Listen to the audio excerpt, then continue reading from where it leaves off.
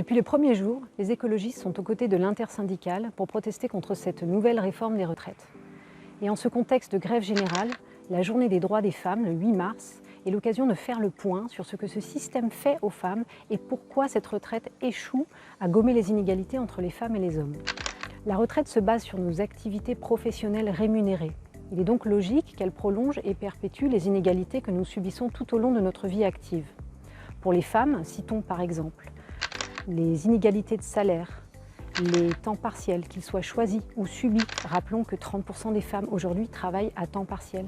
Les carrières hachées dues aux périodes de maternité, lors desquelles nous faisons des choix altruistes qui ne seront pas reconnus ou valorisés.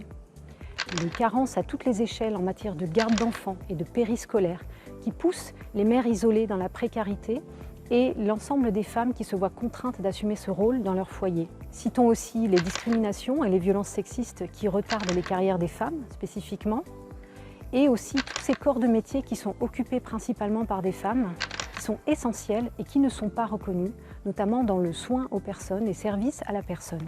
Nous l'avons vu pendant la crise du Covid, je pense en particulier aux sages-femmes et aux infirmières pour qui la pénibilité et l'usure n'est pas prise en compte. Ces inégalités, nous en faisons donc la somme lorsque nous partons à la retraite, puisque cette retraite est calculée sur la base de nos contributions pendant notre vie active. Ainsi, la retraite prolonge mécaniquement les violences économiques qui sont faites aux femmes. Nous avons des pensions de retraite qui sont de 40% plus faibles que les hommes, et nous partons à la retraite plus tard que les hommes. La réforme qui est proposée aujourd'hui n'apporte aucune solution à ces constats. Pire, elle se situe dans le prolongement de ce système sexiste et l'aggrave en prolongeant d'autant plus le temps de travail des femmes, puisque l'âge de départ à la retraite des femmes sera décalé plus que celui des hommes.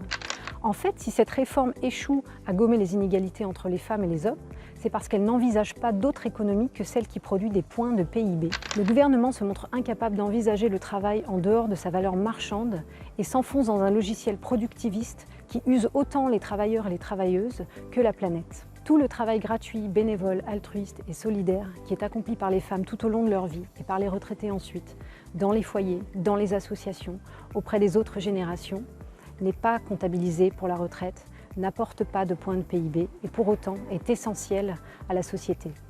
Il ne peut y avoir de justice dans cette réforme sans une réelle prise en compte de la valeur non marchande du travail, de l'économie féministe, du bien-être et de la solidarité. Et pour cela, nous nous tenons encore aux côtés de l'intersyndicale et appelons tout le monde à aller manifester et à se mettre en grève afin que le gouvernement écoute enfin ces revendications qui sont légitimes.